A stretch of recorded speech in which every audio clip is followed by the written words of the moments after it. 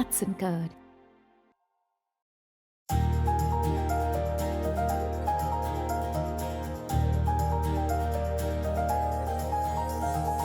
வணக்கம். நலம்தானே? ரொம்ப நாளுக்கு பிறகு ஒரு மகாபாரத கதையோடு உங்களை சந்திப்பதில் எனக்கு ரொம்ப ரொம்ப மகிழ்ச்சி. வாழ்க்கையில் நாம் இருந்த இடம், நம்ம வாழுற ஊர், நம்ம வீடு, நமக்கான ஒரு அடையாளம், இது எல்லாத்தையுமே துறந்துட்டு ஒரு ஒரு மாதமோ 2 மாதமோ ஒரு வருஷமோ வேறு ஒரு இடத்துல வேறு ஒரு அடையாளத்தோடு வாழ்ந்து திரும்பி வர்ற வாய்ப்பு நம்மள எத்தனை பேருக்கு கிடைக்கும்னு எனக்கு தெரியாது. அப்படி கிடைச்சாலும் நாம் அதை ஏற்றுப்போமான்னு எனக்கு தெரியாது. ஆனால் அப்படி நாம் யார் என்ற நம்முடைய அடையாளங்களே இல்லாமல் கொஞ்ச காலம் வேற ஒரு இடத்துல போய் இருந்துட்டு வந்தால் கூட திரும்பி வருகிற நாம் புறப்பட்ட நாமாக இருக்க மாட்டோம். அந்த மாதிரி போய் வேற ஒரு இடத்துல வாழ்ந்துட்டு வர்றது நமக்குள்ளே இருக்கிற மிகச்சிறந்த நம்மை வெளியே கொண்டு வரும். It brings out the best within us. இப்போ நம்ம பிள்ளைகளை கூட காலேஜில் படிக்கவோ இல்லை வெளிநாட்டுக்கு படிக்கவோ இல்லை வேறு இடத்துல வேலை செய்யவோ முதல்ல வீட்டை விட்டு போகும்போது எப்படி இருக்கும், பெரிய அழுக அமக்குளம், ஒன்றை விட்டு பிரிஞ்சு எப்படி இருப்பேன்னு அந்த பையனோ அந்த பெண்ணோ அதுவும் பயங்கரமாக அழுதுட்டு தான் போகும். பெரும்பாலும் அங்கே போய் வீட்டை பிரிந்து புது சூழல், புது மனிதர்கள், வீட்டில் எல்லாரும் பாராட்டிக்கிட்டே இருப்பாங்க, கொஞ்சிக்கிட்டே இருப்பாங்க. அது எதுவுமே இல்லாமல் எதையும் எதிர்த்து போராட வேண்டிய ஒரு சூழல். இப்படி தானே அனுப்புகிறோம். சிங்கப்பூரில் இருக்கிற பேரண்ட்ஸுக்கு ரொம்ப நல்லா தெரியும். அங்கேயே பிறந்த சிட்டிசன்ஸாக இருந்தால் கட்டாய இராணுவ பயிற்சிக்காக அவங்க தங்கள் பிள்ளைகளை அனுப்பணும்.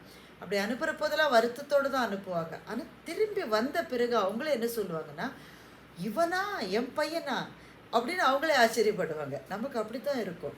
அப்படிப்பட்ட அடையாளங்களை துறந்த ஒரு வாழ்க்கை நமக்குள்ளே இருக்கிற மிகச்சிறந்த நல்ல விஷயங்களை வெளியே கொண்டு வரும். இவ்வளவு நீண்ட முன்னுரை எதுக்கு சொல்கிறேன்னாக்க, தங்களினுடைய அடையாளங்கள் எல்லாவற்றையும் துறந்து விட்டு பாண்டவர்கள் ஒரு ஆண்டு மத்ஸ்ய நாடு என்று அழைக்கப்படுகிற அந்த மத்ஸ்ய நாட்டில், அதாவது விராட நாடு, அங்கே போய் இருந்த அந்த ஒரு வருஷம் அந்த ட்ராவலை பற்றி தான் இன்றைக்கி இந்த கதையை நான் சொல்ல போகிறேன்.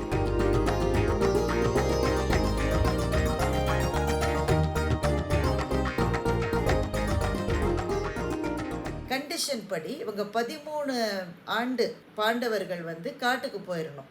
அப்படி தானே கண்டிஷன், அந்த பகடை விளையாட்டில் தோற்ற உடனே. ஆனால் அந்த 13 வருஷமும் காட்டில் இருக்கணுன்றது அல்ல அந்த நிபந்தனை. 12 வருஷம் காட்டில் இருக்கணும். நிறைவான அந்த இறுதி ஒரு வருஷம் யார் கண்ணிலையும் படாமல் அவங்க ஒளிஞ்சு வாழணும். அப்படி ஒளிஞ்சு வாழற போது இவங்க தான் பாண்டவர்கள் அப்படின்னு வெளியில் தெரிஞ்சிட்டா திரும்ப ரிப்பீட் மதி அந்த திரும்பவும் 12 வருஷம் காட்டில் போய் இருக்கணும். இதுதான் கண்டிஷன். 12 வருஷங்களை காட்டிலே வனத்திலே கழித்த பிறகு பாண்டவர்கள் எங்கே போய் மறைந்து வாழ்வதுன்றதை பற்றி பேசுகிறாங்க. அப்போ அர்ஜுனனுடைய யோசனை தான், அவன் தான் இந்த 6 பேர்லேயே, அதாவது 5 பாண்டவர்கள், திரௌபதி, இந்த 6 பேர்லேயே மிக அதிகம் பயணம் செய்தவன் அர்ஜுனன் தான். அதனால் அவன் சொல்கிறான் விராட நாடு தான் இதுக்கு சரியான தீர்வாக இருக்கும்னு சொல்லி அவன் சொல்கிறான். அவங்க குயிக்காக சில டிசிஷன்ஸை எடுக்கிறாங்க. இவங்க 6 பேரும் ஒன்றா போய் மறைந்து வாழவே முடியாது. ஏன்னா பாரத நாடு முழுக்க அவங்க யாருன்னு தெரியும். அவங்க அரண்மனையிலேருந்து வெளியே போய் காட்டில் வாழறாங்கன்ற விவரம் தெரியாதவங்களே யாருமே கிடையாது. இப்போ 5 பேரும் ஒரு பெண், அதுவும் விரித்த கூந்தலோடு இருக்கிற ஒரு பெண்ணும் போனாக்க இவங்க தான் பாண்டவர்கள்னு யாராவது இன்ட்ரடியூஸ் பண்ணணுமா? பார்த்தாலே தான் தெரிஞ்சிருமே. அதனால் ஒன்றா இருக்கக்கூடாது, பிரிந்து பிரிந்து இருக்கணும். பிரிந்து வாழ்வது ஒரே இடத்துல இருக்கணும், அதாவது விராட நாட்டிலே இருக்கணும். இன்னொரு முடிவு எடுக்கிறாங்க, அரண்மனை சார்ந்து வாழணும்னு சொல்லி முடிவு எடுக்கிறாங்க. ஏன்னா இவர்களுடைய தோற்றம், இவர்களிடம் இருக்கிற அளப்பரிய ஆற்றல், திரௌபதியினுடைய அந்த அபாரமான அழகு, இதெல்லாத்தையும் வச்சுக்கிட்டு ரொம்ப சாதாரணமான மக்களோடு மக்களாக கலக்க முடியாது. ஆனால் அரண்மனைன்றது ரொம்ப பெருசு, நிறைய பேர் இருக்கிற இடம், அங்கே மறைந்து வாழ்வதற்கான சாத்தியக்கூறு இருக்குது அப்படின்னு கண்டுபிடிக்கிறாங்க. மூன்றாவது, எந்த காரணம் கொண்டும் ஒருவரோடு ஒருவர் இந்த ஒரு வருஷமும் நேரடி தொடர்பில் இருக்கவே கூடாது. ஒருத்தர் பார்த்துக்கக்கூடாது, பேசிக்கக்கூடாது, நாங்கள் தான் இதுன்ற வெளியில் தெரிகிற மாதிரி நடந்துக்கவே கூடாது. இந்த கண்டிஷன்ஸ் எல்லாம் போட்ட பிறகு அவங்க விராட நாட்டுக்கு போவதற்கு அந்த முந்தைய நாள், எல்லாரும் ஒரே நாள்லையும் போகக்கூடாது, ஒரு வாரம் கேப் விட்டு போகணுன்ற மாதிரியான ஒரு முடிவை அவர்கள் எடுக்கிறார்கள். ஜெயமோகன் எழுதிய வெண்முரசில் அந்த பிரிந்து போகிற அந்த பகுதியை வந்து ரொம்ப ரொம்ப அருமையாக அவர் எழுதியிருப்பார். முதலில் பிரிந்து போனது சகதேவன் தான். சகதேவனும் நகுலனும் அதற்கு முந்தின நாள் இரவு அவங்களாம் படுத்து தூங்கிட்டு இருக்காங்க. திடீர்னு நகுலனுக்கு தோன்றுகிறது, பிறந்ததிலிருந்து அவனும் சகதேவனும் ஒரு நாள் ஒரு நிமிடம் கூட பிரிந்து இருந்தது இல்லை அப்படின்னு தெரியுது. திரௌபதியோடு அவரவர்கள் வாழ்கிற அந்த காலத்தை தவிர அவங்க பிரிஞ்சு இருந்ததே கிடையாது. முதலாக இவனை பிரிந்து எப்படி வாழப்போகிறேன், ஒரு உடலில் ஒரு பகுதி மாத்திரம் தனியாக போய் இருக்க முடியுமா அப்படின்னு நினைக்கிற போது நகுலனுக்கு வந்து அது தூக்கி வாரி போட்டுது, இந்த வாழ்க்கை எப்படி இருக்குன்னு. ஆனால் அதை வாழ்ந்து தான் தீரணும். காலம் இப்படித்தான் சில இடங்களில் நம்மை கொண்டு போய் நிறுத்தும். பிரியவே முடியாதுன்னு நாம் நினைக்கிறவற்றிலிருந்து நம்மை பிரித்து எடுக்கும். ஆனால் அந்த தனிமையிலும் துயரத்திலும் தான் நமக்குள் இருக்கிற நம்மை நாமே அடையாளம் கண்டுகொள்ள முடியும் அப்படின்னு சொல்லிட்டு நகுலன் நினைக்கிறான். சின்ன வயசில் வந்து பீமன் அடிக்கடி சொல்லுவானா, இவங்க கை குழந்தைகளாக இருந்தபோது குந்திட்டு சொல்லுவானா, அம்மா ஒருத்தனை கிள்ளினா இன்னொருத்தனும் சேர்ந்து அழறான் அப்படின்னு சொல்லுவாங்களாம். இரட்டை குழந்தைகள் அந்த மாதிரி ஒன்று இருக்கும். ஒரு பிள்ளைக்கு அடிபட்டு இன்னொரு பிள்ளையும் அழும், ஒரு பிள்ளைக்கு ஜுரம் வந்தால் இன்னொரு பிள்ளைக்கும் ஜுரம் வந்துடும். அப்படி ஒன்றாகவே இருந்து காலையில் சகதேவன் அவனால் போகவே முடியாதுன்னு நகுலன் நினைக்கிறான். நினச்சி உழன்று கடைசியில் தூங்கி போயிட்டு காலையில் கண் விழித்து பார்த்த உடனே அவன் மனசுக்கு தெரிஞ்சிருது சகதேவன் ஏற்கனவே கிளம்பி போயிட்டான்னு சொல்லிட்டு. அந்த துயரத்திலும் ஒடுக்கத்திலும் நகுலன் நிற்க சகதேவன் போய் விராட நாட்டுக்கு போகிறான். அங்கே போய் தந்திரபாலன் அப்படின்ற ஒரு பெயரை தனக்குத்தானே சூட்டிக்கொண்டு தந்திரிபாலன் என்கின்ற ஒரு பெயரை தனக்குத்தானே சூட்டிக்கொண்டு இந்த ஜோசியம் பார்க்கிற வேலையை செய்கிற ஒரு பர்சனாக தன்னை அறிமுகப்படுத்திக்கிறான். மறைவிடத்தில் மலை குகைகளில் வாழ்ந்து பகல் பொழுதில் அவனை நாடி வருகிறவர்களினுடைய அந்த பிறவி நூல், அதாவது ஜாதகம்னு சொல்கிறோம் இல்லையா, அந்த பிறவி நூலை பார்த்து அவரவர்களுக்கான பலன்களை கொடுத்து வாழ்க்கையில் அவர்கள் துயரங்களை சந்திப்பதற்கான ஆறுதலையும் உறுதியும் அவர்களுக்கு கொடுக்கிறார். இரவு நேரங்களில் முழுக்க வானத்தையும் விண்மீன்களையும் மாத்திரமே பார்த்து கொண்டு சகதேவன் இருக்கிறான். வானத்திலே அசைகின்ற கோள்கள் மனிதனுடைய வாழ்க்கையையும் அசைத்து பார்க்கின்றன. அந்த அசைவை பற்றி நினைத்து கொண்டு இரவெல்லாம் வானத்தை பார்த்தபடி தந்திரிபாலன் என்ற பெயரை சூட்டி கொண்டு சகதேவன் இருக்கிறான். அவன் போய் கொஞ்ச நாள் கழித்து நகுலன் கிளம்பி வரான். நகுலன் வந்து கிரந்திகன் அப்படின்ற பெயரை தனக்குத்தானே சூட்டி கொள்ளுகின்றான். அவன் விராட நாட்டில் எங்கே போகிறது, யாரை பார்க்குறதுன்னு எதுவுமே அவனுக்கு தெரியல. அப்படியே கால் போன போக்கில் போயிட்டுருக்கிற போது விராட நாட்டு மன்னன், அந்த விராட மன்னனுடைய அவனுக்கு ஒரு மகன் ஒரு மகள், உத்திரன்னு ஒரு மகன், உத்திரைன்னு ஒரு மகள். அந்த உத்திரன் வந்து அங்கே குதிரைகளோடு ஏற பயிற்சி எடுத்துகிட்டு இருக்கிறத இவன் பார்க்குறான். பார்த்தோடனே தெரிஞ்சுட்டு தான் அந்த பையனுக்கு குதிரையில் ஏறக்கூட தெரியாதுன்னு. ஆனால் ஆணவமும் தனக்குத்தான் எல்லாம் தெரியுன்ற மாதிரி ஒரு மிதப்பும் அதிகார மமதையும் கொண்ட அந்த உத்திரன் ஒரு குதிரையிலே அவனால் ஏற முடியாது. ஏறினாலும் உட்காரத்துக்கான தைரியமோ தெம்போ அவனுக்கு கிடைக்காது. ஆனால் சுற்றி இருக்கிறவங்க எல்லாரையும் திட்டிகிட்டு இருக்காங்க, இந்த குதிரை சரியில்லை, அந்த குதிரை சரியில்லை, இந்த கால் உடைஞ்ச குதிரையை கொண்டு வந்து எனக்கு விட்டுருக்கீங்களெல்லாம் எல்லாரையும் கண்ணா பின்னான்னு திட்டிகிட்டு இருக்கான். அந்த நேரத்தில் கிரந்திகன் என்ற பெயர் சூட்டி கொண்ட நகுலன் அங்கே போய் ஒரு ஓரமாக நிற்கிறான். அவனை பார்த்த உடனேயே குதிரைகளுக்கு ஒரு பணிவு வருகிறது. என்னென்றால் குதிரைகளினுடைய மொழி தெரிந்தவன் நகுலன், அதோடையே வாழ்ந்தவன், எல்லா புறவிகளும் அவனுக்கு கட்டுப்படும். அதனால் அவனை பார்த்த உடனே அவற்றுக்குள்ளே ஒரு மகிழ்ச்சி, ஒரு ஒடுக்கம் வருகிறது. அதனால் உத்திரன் வந்து பக்கத்தில் கூப்பிட்டு, நீ யார், உனக்கு என்ன தெரியும்னா, எனக்கு குதிரைகளை ஓரளவு பார்த்துக்க தெரியும், இங்கே இருக்கிற ஒரு குதிரையுமே சரியில்லை, நான் ஏறுற மாதிரி நல்ல குதிரையோட நீ தயார் பண்ணிட்டு வர முடியுமா அப்படின்னாக்க, இந்த இளவரசனுக்கு எதுக்குமே லாயக்கு இல்லைன்றது நகுலனுக்கு ரொம்ப நல்லா தெரியும். ஆனால் ரொம்ப பணிவோட, இளவரசரே உங்களினுடைய ஆற்றலுக்கும் தகுதிக்கும் ஏற்றார் போல ஒரு புறவியை என்னால் தயார் செய்ய முடியும், நீங்கள் அப்படிப்பட்ட புறவியில் ஏறி நீங்கள் எவ்வளோ தூரம் வேணால் போக முடியும் அப்படின்னு சொல்கிறான். உடனே உத்திரனும் சரி இவனுக்கு ஏதோ ஒரு ஸ்டஃப் இருக்குது அப்படின்னு நினச்சிக்கிட்டு சரி தயார் செய். ஆனால் அங்கே இருக்கிறதுலேயே ரொம்ப முரட்டு குதிரை, ஒரு கருப்பு குதிரை இருந்தது, பெரிய குதிரை, அதை கொண்டு வரோம். உத்திரனுக்கு கை கால்லாம் உதறி போச்சு. இது இந்த குதிரையில் ஏற முடியாது, இது அடங்காத குதிரை, இதை இன்னும் பயிற்றுவிக்கலன்னு. இல்லை இல்லை, நான் சொன்னால் அது கேட்கும் அப்படின்னு சொல்லிட்டு குதிரையினுடைய மொழியில் அதனுடைய காதுகளை தடவி தடவி கிரந்திகன் ஏதோ சொல்லுவதையும், அந்த குதிரை தன்னுடைய இறுக்கங்களை எல்லாம் விட்டு விட்டு ரொம்ப ரிலாக்ஸ்டாக அமைதியாவதையும் உத்திரன் பார்க்குறான். அப்புறம் உத்திரனே எதிர்பார்க்காத ஒரு நொடி நேரத்தில் அவனை குதிரை மேலே ஏற்றி அந்த கால்களில் அந்த இதை பூட்டி அந்த குதிரையின் காதில் ஏதோ சொல்ல குதிரை பறந்து கிளம்புது. பார்த்துட்டு இருந்த மந்திரிகள் மற்ற வீரர்கள்லாம் அலறி அடிக்கிறாங்க. ஐயோ, அவருக்கு குதிரை ஏறவே தெரியாது, ஒரு செகண்டுக்குள்ளே கீழே விழுந்துருவார், மண்டை உடஞ்சிதுன்னா மகாராஜா எங்கள் மண்டையை உடைச்சிடுவார், என்னையா நீ இப்படி பண்ணிட்டேன்னு சொல்லி கிரந்திகனை எல்லாரும் திட்டுறாங்க. ஒன்றும் ஆகாது, அவர் கீழே விழாதபடி குதிரை அவரை பார்த்து கொள்ளும் என்று கிரந்திகன் சொல்ல அவங்களும் ஆச்சரியப்படுறாங்க. அநேகமாக இதுக்குள்ளேயே கீழே விழுந்திருக்க வேண்டிய ஆள் எப்படி இவ்வளவு நேரம் விழலைன்னு ஆச்சரியத்தோடு அவர்கள் பார்க்கிற போதே அந்த விராட நாடு முழுக்க அந்த குதிரை பறந்து திரிந்து அதன் மேலே இருக்கிற உத்திரன் உதறிட்டு இருக்கான். அப்படியே கையை பிடிச்சிக்கிட்டு எந்த நேரம் கீழே விழுவோம்னு. ஆனால் அந்த குதிரை அப்படியே ஒரு பூவை சுமப்பது போல அவனை சுமந்து கொண்டு, ஒரு தாய் தன்னுடைய பிள்ளையை சுமப்பது போல கீழே விழாதபடி ரொம்ப பத்திரமா ஆனால் மிக வேகமாக போய் திரும்பி கொண்டு நிற்கிறது. அப்புறம் அலறி அடிச்சுக்கிட்டு கண்ணை மூடிக்கிட்டு உத்திரனை இறக்கின உடனே கிரந்திகன் சொல்கிறான், மகாராஜா நீங்கள் எவ்வளவு நல்லா குதிரை ஓட்டுறீங்க, இந்த முரட்டு குதிரையிலே உங்களால் ஏற முடிந்தது என்றால் உங்களுக்கு நிகரான குதிரை வீரர்கள் உலகத்திலே யாரும் இல்லை அப்படின்னு சும்மா அடிச்சு விடுறான். ஆனால் உத்திரனுக்கு இதுதானே வேணும், பெரும் அதிகாரத்தில் இருப்பவர்கள் புகழ்ச்சிக்கு மயங்காமல் இருப்பார்களா என்ன? உடனே இவன் தான் சரியான ஆள், இது மட்டும் இருந்த எல்லா ஆளும் வேஸ்ட்டு, என்னுடைய குதிரைகள் எல்லாவற்றையும் இனிமேல் இவன் தான் பராமரிக்க வேண்டும்னு சொல்லி கிரந்திகனுக்கும் ஒரு வேலை கிடைச்சிருது. மூன்றாவதாக பிரிந்து வந்தவன் அர்ஜுனன். அர்ஜுனனுக்கு ஒரு சாபம் இருந்தது. ஒரு முறை இந்திரன் அர்ஜுனனை தேவலோகத்துக்கே கூட்டிகிட்டு போகிறான். இந்திரனுடைய மகன் தானே அர்ஜுனன், அதனால் தன்னுடைய மகன் என்பதால் தேவலோகத்துக்கு கூட்டிகிட்டு போகிறான்.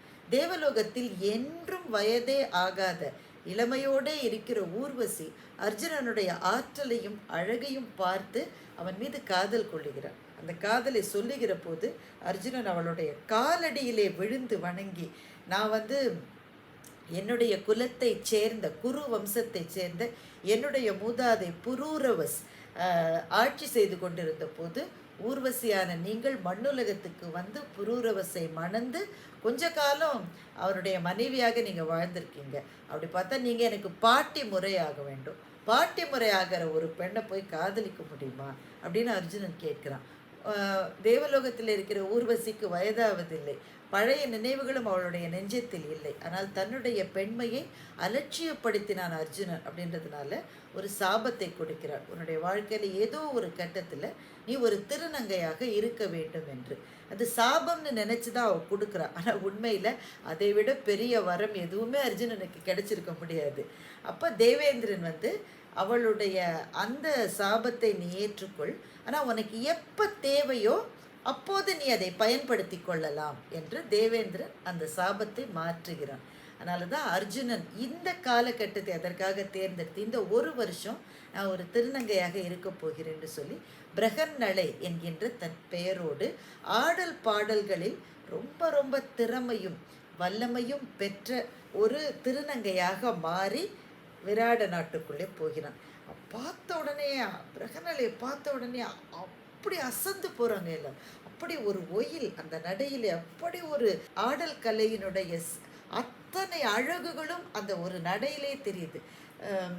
இப்போ மன்னனுடைய மகள் உத்தரை, அவளுக்கு டான்ஸ் மேலே பெரிய பிரியெல்லாம் கிடையாது. ஆனால் மிகப்பெரிய நடன ஆசிரியர் ஒருவர் வந்திருக்கிறார் அப்படின்றதுனால சும்மா தோழிகளோடு போய் நடனம் கற்றுக்கொண்டு வரலான்னு போகிறான். பொதுவாக டான்ஸ் கிளாஸுக்கு ஒரு கும்பலாக போகிற பெண்கள்லாம் எப்படி இருப்பாங்க, அப்படி தான் அவங்களும் போகிறாங்க. ஒருத்தரோட ஒருத்தர் சிரிச்சுக்கிட்டு ஜாலியாக டான்ஸ் டீச்சரை கலாட்டா பண்ணிக்கிட்டு அப்படிலாம் இருக்கலான்னு தான் இவன் போனான். அவளுக்கு ஒன்றும் நடனம் கற்றுக்கணும்னு பெரிய ஆர்வம்லாம் இல்லை. ஆனால் அந்த ஆசிரியராக இருக்கிற பிரகன்னலையை பார்த்த உடனேயே ஒரு பிரமிப்பு. முதல் நாள் பாடம் என்னன்னு ஒருத்தரோட ஒருத்தர் சிரிச்சுக்கிட்டே கேட்குறாங்க. ஆசிரியரான பிரகன்னலை சொல்கிறார், ஒரு பாடமும் கிடையாது, நிற்க வேண்டும், அதுதான் பாடம். டான்ஸ் கற்றுத்தர போகிறீங்க, நடனம் இல்லை நீங்கள் நடனத்தில் மாத்திரமல்ல வாழ்க்கையிலும் ஒவ்வொருவரும் தெரிந்து கொள்ள வேண்டிய ஒரே பாடம் எப்படி நிற்பது என்பதுதான் என்று பிரகன்னலை சொல்லுகிறார். அவள் பிரகனலை பேச பேச உத்தரைக்கு அவள் மீது இருக்கிற அப்படியே ஒரு பிரமிப்பு பிரம்மாண்டமாகிறது. எப்படி நிற்கிறார், நிற்பதிலேயே ஒரு மொழி இருக்குல்ல. ஒவ்வொருத்தர் நிற்கிறத நீங்கள் பார்த்துருக்கீங்களா? அந்த சில சில பேர் நிற்பதை பார்க்கிற போதிலே ஒரு தயக்கம், ஒரு கூச்சம், தன்னை யாராவது எதாவது சொல்லிடுவாங்களோன்ற ஒரு பயம். சில பேர் என்னுடைய நடையில் அப்படி ஒரு கம்பீரம் இருக்கிறது. சில பேர் என்னுடைய நடையிலே மென்மை இருக்கிறது. ஒரு அடியும் இன்னொரு அடியும் வேறு வேறு பாதைகளில் போகாமல் அப்படியே ஒரு கோட்டை பிடித்தாற் போல நடக்க சில பேரால் எப்படி முடிகிறது? இந்த நடனத்திலேயே எதிலே இருக்கிறவர்களுக்கு ஒரு செய்தி இருக்கிறது. அப்படி அதுக்கு முதல் அடிப்படை நிற்க வேண்டும் சரியா என்று சொல்லுகிற பிரகநிலையை உத்திரை அப்படியே ஆச்சரியமாக பார்த்துட்டு இருக்கா. இப்போ மற்ற ஃப்ரெண்ட்ஸ் எல்லாம் இன்னும் கலாட்டை பண்ணிகிட்டு இருக்காங்க. ஆனால் அவர்களையெல்லாம் கொஞ்சம் கொஞ்சம் கொஞ்சமாக விலக்கி விட்டு உத்திரையிடம் மாத்திரம் பிரகநிலையினுடைய அக்கறை மிளிர்கிறது. இந்த போக போக போக ஒரு நாள் கூட நடன வகுப்புக்கு போகாமல் இருக்கவே முடியாதுன்ற நிலைமைக்கு உத்தரை வந்து விடுகின்றாள். அவளுடைய பேச்சு மாறியது, அவளுடைய நடை மாறியது, அவளுடைய நளினம் மாறியது, அவளுடைய கம்பீரம் மாறியது. அவளுடைய அத்தனை எண்ணமும் நடனத்தில் மாத்திரமே குவிந்திருந்தது. அப்படிப்பட்ட ஒரு ஆசிரியரும் அப்படிப்பட்ட ஒரு மாணவரும் அமைவது எவ்வளவு ரேர் இல்லை? அப்படி ஒரு ஆசிரியர் கிடச்சிட்டா கற்றுக்கொள்ளுகிற விஷயத்தை தவிர கவனச்சிதறல் இருக்கவே இருக்காது. உத்தரை அப்படிப்பட்ட அபாரமான மாணவி ஆகிவிட்டார். பிரகன்னலை ரொம்ப புதிரான ஒரு பெண்ணாகத்தான் உத்தரைக்கு தெரிந்தாள். ஆயுத பயிற்சி செய்துக்கிட்டே இருந்தாள் பிரகன்னலை. எனக்கு அதையும் சொல்லி கொடுங்க, அதற்கு ஒரு காலம் வரும். நடனம், போர்க்கலை ரெண்டுத்துக்கும் ஒன்றும் பெரிய வித்தியாசம் கிடையாது. ரெண்டுத்துலேயும் ஒரே ஒரு விஷயந்தான் வேணும். நீ என்ன செய்யணும் உன் உடல்னு நீ நினைக்கிறியோ, உன்னுடைய மனம் கட்டளை இடுகிற போது உடல் மனத்திலிருந்து விலகாமல் இருக்க வேண்டும். ரெண்டு ஒன்றோடு ஒன்று இணைந்திருக்கின்ற அந்த ஒரு அனுபவம், அதுதான் போர், அதுதான் நடனம் என்று பிரகனலை சொல்லித் தருகிற போது உத்தரைக்கு அது ஒரு பெரிய பிரமிப்பாகவே இருக்கின்றது. நான்காவதாக வலவன் என்கின்ற பேரோடு பீமன் வருகிறான். பீமன் தான் ஒளிஞ்சு வாழறது ரொம்ப கஷ்டம். வேறு யார் வேணால் ஒளிஞ்சு வாழ முடியும், பீமனால் எப்படி ஒளிய முடியும்? அவனுடைய அந்த மாபெரும் உடலை கொண்டு. அதனால் அரசனையெல்லாம் போய் பார்த்த உடனே மிரண்டுருவாங்க. அதனால் நேர தனக்கு மிக பிடித்த இடமாகிய அடுமனை சமையல் கட்டுக்கு வலவன் போய் சேருகின்றான். அங்கே நிறைய பேர் வந்து பெரும் அந்த மரத்திலிருந்து எல்லாத்தையும் எடுப்பதற்கு, அந்த அண்டா மூட்டை, அந்த சமையல் சாமான்களை தூக்குவதற்கெல்லாம் ரொம்ப கஷ்டப்பட்டுட்டு இருந்தாங்க. நம்மளுக்கு என்ன கஷ்டம்? ஒன்றும் கிடையாது. போய் அலட்சியமாக எல்லாத்தையும் பொருளை தூக்குவது, மூட்டையை தூக்குவது, அண்டாவை தூக்குவது, அதெல்லாம் அலட்சியமாக செய்ய அப்படியே அந்த கூட்டத்தோட கூட்டமாக இணைஞ்சிட்டான். ஒவ்வொரு நாளும் வலவனுடைய சமையல் திறமை வளர்ந்து கொண்டே போனது. எல்லாரும் தூங்குகின்ற நேரத்தில் வலவன் தூங்குவதில்லை. அடுமனையை மிக சுத்தம் செய்து ஒரு பொருள் கூட எந்த இடத்துலையும் தப்பாக இல்லாதபடி சுத்தம் செய்த பிறகும் கூட அடுமனையை விட்டு வலவன் நீங்குவதில்லை. அடுப்பை எரிகிற அந்த அக்னியை பார்த்து கொண்டிருப்பதே அவனுக்கு ஒரு தவம் போல இருந்தது. பீமன் அங்கே இருக்கிற போதே தனக்கு மல்யுத்தம் தெரியுன்ற தகவலையும் எல்லாருக்கும் சொல்லி வச்சார். ஏன்னா அவனை பார்த்தாலே அப்படி தானே இருக்குது. வலவனும் வந்து கொஞ்ச நாள் ஆன பிறகு தருமனும் திரௌபதியும் மாத்திரம் இருக்கிறார்கள். தருமனுக்கு பெரும் கவலை, எப்படி திரௌபதியை தனியே அனுப்புவது என்று. ஆனால் வேறு வழி இல்லை, அவர்கள் சேர்ந்திருந்தால் நிச்சயம் அடையாளம் காணப்படுவார்கள். அதனால் சைரேந்திரி என்ற பெயரை தரித்து கொண்டு திரௌபதி விராட நாட்டுக்கு வருகின்றார். விராட நாட்டுக்கு உள்ளே நுழைய அப்போது பல பேர் முயற்சி செய்து கொண்டிருந்தார்கள். மத்ச நாடு என்று அழைக்கப்பட்ட விராட நாட்டில் பல மீனவர் குலத்தை சார்ந்த குழுக்கள் உள்ளே வருவதற்கு முயற்சி செய்து கொண்டிருந்தார்கள். ஏன்னா கொஞ்சம் அப்போ தான் அந்த நாட்டில் வந்து செல்வப்பெருக்கு இருந்தது. செல்வப்பெருக்கு இருக்கிற நாட்டை தேடி எல்லாரும் வருவது இயல்பு தானே. அப்படி எல்லாரும் உள்ளே வந்து கொண்டே இருக்கிற போது அதிலே வந்த ஒரு நடனக்குழுவோடு சேர்ந்து திரௌபதியும் உள்ளே வந்து விட்டாள். அவளை பார்த்து தடுத்து நிறுத்துவதற்கு யாருக்கும் இந்த உலகத்திலேயே சக்தி கிடையாது.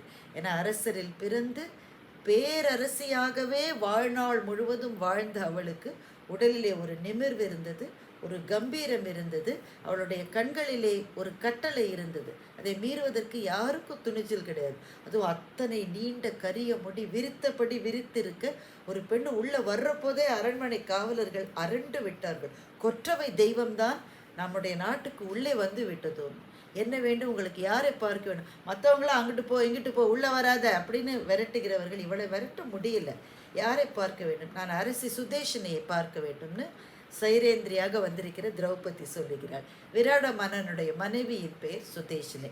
விராட மன்னனும் சுதேஷினியும் பேருக்கு தான் அந்த நாட்டில் அரசனாகவும் அரசியாகவும் இருக்காங்க. அவங்க தான் ராஜா, அவங்க தான் ராணி. ஆனால் உண்மையில் ஆட்சியை நடத்தி கொண்டிருப்பது சுதேஷினியனுடைய அண்ணனான கீச்சகன் தான். அவன் படைத்தலைவன் பேர். படைத்தலைவனை தவிர அவன் தான் அரசன். அவனுடைய கட்டளைக்கு தான் அங்கே மதிப்பு. விராட மன்னனுக்கு சும்மா பேருக்கு ஒரு மரியாதை சொல்லுவாங்க, ராஜாதி ராஜ ராஜ கம்பீர, அதெல்லாம் சும்மா சொல்லுவாங்களே தவிர அவர் பேச்சுக்கு யாருமே மரியாதை கொடுக்க மாட்டாங்க. ஆட்சி பொறுப்பு முழுக்க கீச்சகன் கையில் தான் இருந்தது. கீச்சகன் தான் உத்தரனை சின்ன குழந்தையிலேருந்து வளர்த்து வருகிற பொறுப்பையும் தானே ஏற்றுக்கொண்டான். என்ன காரணம்? எப்பவும் இருக்க காரணம் தான். எங்கள் வீட்டு பிள்ளைல எம்ஜிஆருக்கும் நம்பியாருக்கும் இருந்த மாதிரி தான். தன்னுடைய அக்காவினுடைய மகனை தானே எடுத்து வளர்த்து அவனுக்கு ஒன்றுமே தெரியாதபடி வளர்த்து வந்தால் அந்த சொத்தும் தன்னிடம் வந்துவிடும் அப்படின்ற பழைய டெக்னிக் மகாபாரதத்துலேருந்து வந்தது தான். கீச்சகன் அப்படித்தான் உத்தரனை வளர்த்தான். சின்ன வயசுலேருந்து அவனுக்கு வில் வித்தையோ குதிரை ஏற்றமோ எதுவுமே சொல்லித்தரல. ஏதாவது சொல்லித்தரத்துக்கு அனுப்புகிற மாதிரி அனுப்புவான். ஆனால் இவனே செட்டப் பண்ணி அன்றைக்கு பெரிய விபத்து ஒன்று, பெரும் காயம் ஏதாவது படுற மாதிரி செஞ்சுருவான். அப்போ சின்ன குழந்தை தானே, பயப்படல அடுத்த நாள் போகிறதுக்கு. ஐயோ நான் முதல் நாள் நீச்சல் குளத்தில் போய் முழுக போனேன், நான் நாளைக்கு போக மாட்டேன்னா சரி நீ போக வேண்டாம். ஐயோ நான் முதல் நாள் குதிரையில் ஏற போய் கீழே விழுந்துட்டேன், நாளைக்கு நான் போக மாட்டேன், சரி நீ போக வேண்டாம்.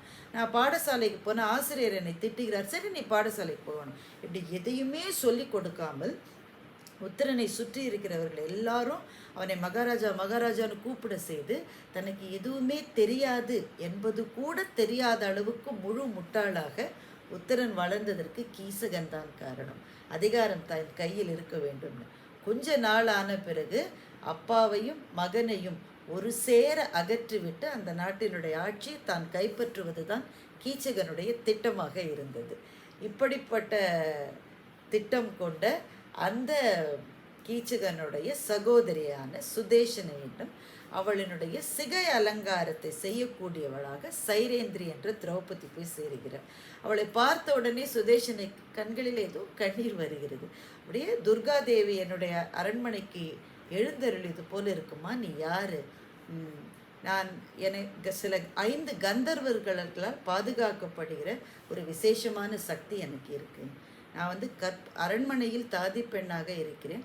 ஆனால் என்னுடைய கற்புக்கு நீங்கள் உத்தரவாதம் கொடுத்தால் நான் உங்கள்கிட்ட வேலை செய்கிறேன். நான் உங்களுடைய அழகை பராமரிக்கிறவளாக மாத்திரமில்லை, உங்களை சுற்றி நடந்து கொண்டிருக்கிற அரசியல் சூழ்ச்சிகளையும் உங்களுக்கு புரிய வைக்கிற அளவு எனக்கு திறமை இருக்கிறது அப்படின்னு சைரேந்திரி சொன்னோடனே சுதேஷ்ணனுடைய மனசுக்குள்ளே என்ன இருந்தது? இப்படிப்பட்ட ஒருத்தி தோழியாகவும் வேலைக்காரியாகவும் தனக்கு கிடைத்திருக்கிறாள்ன்ற மகிழ்ச்சியா? ஆனால் இப்படி ஒரு கம்பீரத்தோட ஒரு பெண்ணு பக்கத்திலே இருக்கிற போது மற்ற பெண்களுக்கு அவர்களை அறியாமலேயே ஒரு சின்ன தாழ்வுணர்ச்சி வரும் தானே, அந்த தாழ்வுணர்ச்சி பொறாமையாக மாறும் தானே. இதில் எது மனசில் இருந்ததுன்னே சுதேஷனுக்கு தெரியல. சரி நீ என்னோட கூட இரு, என்னோட பணிப்பெண் போல் என் தோழி மாதிரி கூடவே இரு அப்படின்னு சொல்லிட்டான். சைரேந்திரியம் உள்ள வந்த பிறகு நிறைவாக கங்கன் என்கிற பேரோடு தருமர் உள்ளே வருகிறார். ஒரு தவ முனிவரனுடைய தோற்றத்திலே வருகின்றார். அப்படி வருகின்ற அவரை விராட மன்னன் பார்த்து, முனிவர்களை வரவேற்பது அந்த காலத்தில் எல்லா மன்னர்களும் செய்யக்கூடியது. ஏன்னா அவங்க எதாவது சாபமிட்டக்கூடாது, அவங்க நற்சொற்களை சொல்லுகிற போது நாடு நன்றாக இருக்கும் என்ற நம்பிக்கை இருந்த ஒரு காலம். அதனால் அவரை வரவேற்று தன் கூடவே வச்சுக்கிறான். போக போகத்தான் இந்த கங்கன் ஒரு முனிவர் தோற்றத்தில் இருந்தாலும் இந்த சதுரங்கம் ஆடுவதில், நாற்களம் ஆடுவதில், பகடை ஆடுவதில் அவருக்கு ரொம்ப தேர்ச்சி இருக்குன்னு தெரிஞ்சுட்டான். இப்போ உங்களுக்கு ஒரு கேள்வி வரும், தருமனுக்கு பகடை ஆடுவதில் ஏது தேர்ச்சி? அந்த தேர்ச்சி இருந்தால் தான் அப்போவே ஜெயிச்சிருப்பார், சகுனியை ஜெயிக்க முடியாமல் தானே காட்டுக்கு வந்திருக்காருன்ற கேள்வி உங்களுக்கு வரும். ஆனால் காட்டில் இருந்த 12 வருஷமும் தருமன் பகடையை பிரியவே இல்லை. எங்கே தப்பு செஞ்சோம் நம்ம மனசு நம்மளை குத்திக்கிட்டே இருக்கும்ல ஒரு பெரிய தோல்விக்கு பிறகு. அந்த தோல்வி மனப்பான்மையில் இருந்த தருமன் 12 வருஷமும் பகடை விளையாடி கொண்டே இருந்தான். இப்போ அவனே ஒரு எக்ஸ்பர்ட் ஆகிட்டான். அதனால் கங்கனோடு அந்த பகடை ஆடுகிற விளையாட்டு விராட மன்னருக்கு ரொம்ப பிடிச்சது. ஏன் அவர் ஒரு வேலையும் செய்யறதில்ல, எந்த அதிகாரமும் அவர் கையில் இல்லை. எல்லாத்தையும் கீசகன் தானே பார்த்துக்கிட்டு இருக்கான். இவர் கங்கனோடு உட்கார்ந்து பகடை ஆடிக்கொண்டிருந்தார். ஆனால் பகடை ஆட ஆட ஆட ஒரு விஷயம் தெரிந்தது. பகடை ஆடுவது என்பது வாழ்க்கையையும் ஆடுவது தான். வாழ்க்கையில் நடக்கிற விஷயங்கள் தான் சதுரங்கத்திலும் நடக்கிறது.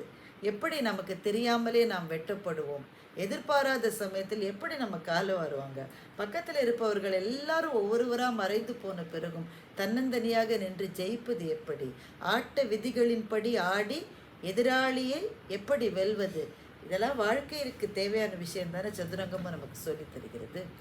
இந்த சதுரங்க விளையாட்டில் கங்கனுக்கு இருந்த தேர்ச்சியை பார்த்து அப்படியே பிரமிச்சு போய் விராட மன்னன் கங்கனோடையே எந்த நேரமும் இருந்தாங்க. இப்படித்தான் இந்த 5 சகோதரர்களும் திரௌபதியும் விராட நாட்டுக்குள்ளே வந்து தத்தமது இடங்களில் அமர்ந்து கொண்டார்கள். இன்னும் 1 வருஷம் இவங்க இங்கே இருக்கணும். ஒருத்தர் பார்க்கக்கூடாது. ஒருத்தர் பார்த்தாலும் அடையாளம் தெரியாத மாதிரி நடிக்கணும். ஒருத்தரோடு பேசவே கூடாது. இணை பிரியாமல் இருந்த இந்த குடும்பம் சிக்கி சிதறி விதி என்ற புயலிலே சின்னா பின்னமாகி பக்கத்தில் இருந்தாலும் ஒருவரை ஒருவர் பார்க்க முடியாத நெடுந்தொலைவில் வாழப்போகிற இந்த 1 வருஷ வாழ்க்கை அவர்களை என்ன செய்ய போகிறது? இந்த கதைக்கு 2வது பகுதி இருக்குது. அந்த 2வது பகுதியில் நான் உங்களுக்கு அதை சொல்லுகின்றேன். நன்றி, வணக்கம்.